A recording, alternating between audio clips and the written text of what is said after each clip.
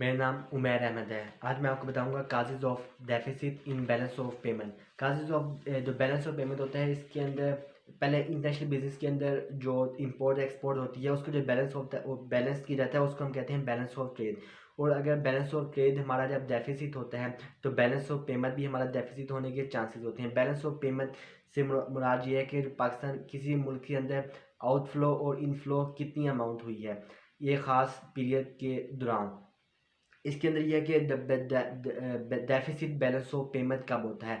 Deficit balance of payment तब होता है जब हमारे मुल्क के अंदर जब हमारे मुल्क के अंदर जो रकम बाहर के ममालिक से आए वो कम हो और हमारे मुल्क से आउटफ्लो ज़्यादा हो जाए, तो हमारा जो बैलेंस ऑफ पेमेंट होता है वो हमारा डेफिसिट हो जाता है। इसके बाद हम बात करते हैं कि बैलेंस ऑफ पेमेंट पेमेंट अगर डेफिसिट होता है तो किन वजूहात की बिना पर होता है, काजेज़ क्या हैं उसके।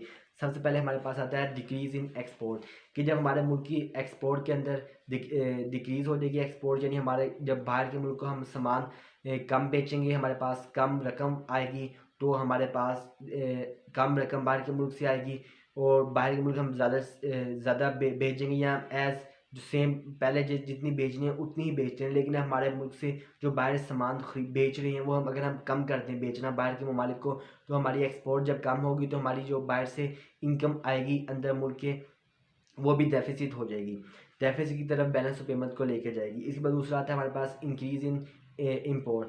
अगर हम बाहर के मुल्क से ज़्यादा सामान ख़रीदने लग जाएँ, बनस्बत बाहर के मुल्क से ज़्यादा जब सामान ख़रीदेंगे तो हमारे मुल्क से ज़्यादा पैसा बाहर जाएगा सामान की जो हम ख़रीदेंगे उसकी पेमेंट करने के लिए। इसकी वजह से भी बैलेंस ऑफ पेमेंट डेफिसिट हो जाएगा। इसके बाद आता है increase in invisible import. Invisible से मुराद काफ़ी ऐसी चीज़ें हैं जो हम बाहर के मुल्क से सर्विसेज हासिल करते हैं और सर्विसेज पर हासिल करते हैं बाहर के ममालिक से। जैसे कंप्यूटर के ऊपर कोई हमने सॉफ्टवेयर ख़रीदा है या ऐसी कोई भी चीज़ हमने ख़रीदी है जो इलेक्ट्रॉनिक है, यानी जिसका कोई गवर्नमेंट को या किसी भी इदारे को पता नहीं चलता, हम उसको पेमेंट करेंगे बाहर के किसी भी फ़ोन आदमी को, एक कंपनी या फर्म जो भी है उसे कंपनी पेमेंट करेंगे। जब वो पेमेंट करेंगे तो हमारे मुल्क से आउटफ्लो हो जाएगा और हमारे पास जो चीज़ आएगी वो इनविजिबल होगी, क्योंकि वो हम डायरेक्ट हमारे कंप्यूटर में आ जाएगी, जिसकी वजह से गवर्नमेंट को या किसी भी और इदारे को उसका फ़ायदा नहीं होगा। इसके बाद आता है इन्फ्लेशन। जब हमारे मुल्क के अंदर इन्फ्लेशन ज़्यादा हो जाएगी तो उसके ये असरार ये होता है कि बैलेंस ऑफ पेमेंट की डेफिसिट हो जाता है। बैलेंस ऑफ ट्रेड डेफिसिट, अगर हमारे मुल्क का बैलेंस ऑफ ट्रेड डेफिसिट होगा, बैलेंस ऑफ ट्रेड अनफेवरेबल होगा, तो हमारे मुल्क का जो बैलेंस ऑफ पेमेंट होता है वो भी अनफेवरेबल होने के चांसेस होते हैं। ट्रेड रेस्ट्रिक्शन की मुराद ये है कि अगर किसी मुल्क के ऊपर दूसरे ममालिक जब उस मुल्क के ऊपर कोई ट्रेड यानी तजारती ताल्लुकात के ना रखना चाहें या उसके ऊपर पाबंदियाँ लगा दें तो तब भी यानी फिर जब पाबंदियाँ लगाएंगे तो उस मुल्क की एक्सपोर्ट कम हो जाएगी और जिसकी वजह से उनका बैलेंस ऑफ पेमेंट जो डेफिसिट की तरफ जाएगा, बैलेंस ऑफ ट्रेड पहले डेफिसिट की तरफ जाएगा और फिर जब बैलेंस ऑफ ट्रेड डेफिसिट की तरफ जाएगा तो उस मुल्क का बैलेंस ऑफ पेमेंट भी डेफिसिट की तरफ जाएगा। इसके बाद आता है डिवैल्यूएशन ऑफ करेंसी। अगर किसी मुल्क की करेंसी डिवैल्यूएशन होगी है तो फिर भी उस मुल्क की बैलेंस ऑफ पेमेंट के अंदर डेफिसिट की तरफ जाएगी। और फ़ोन लोन, जब हम किसी मुल्क से लोन लेंगे तो उस मुल्क के ऊपर जब हमें कर्जा इंटरेस्ट पे करना पड़ेगा, जब इंटरेस्ट पे करेंगे तो जितना इंटरेस्ट पे करेंगे वो मुल्क से आउटफ्लो होगा और जिसकी वजह से मुल्क का बैलेंस ऑफ पेमेंट डेफिसिट की तरफ जाएगा। अब मैं आपको बताता हूँ कि मेथड ऑफ रिमूविंग डेफिसिट, यानी हम ऐसे कोई भी मुल्क ऐसे कौन से इकदाम कर सकता है जिसकी वजह से उस मुल्क का जो बैलेंस ऑफ पेमेंट होता है वो डेफिसिट ख़त्म हो और सरप्लस की तरफ आ जाए। इम्पोर्ट डिक्रीज़, कि कोई भी मुल्क जब बाहर से सामान ख़रीदना कम कर देगा तो उसका बैलेंस ऑफ ट्रेड सरप्लस की तरफ जाएगा, जिसकी वजह से बैलेंस ऑफ पेमेंट भी सरप्लस की तरफ जाएगा। इसके बाद आता है इंक्रीज़ इन एक्सपोर्ट।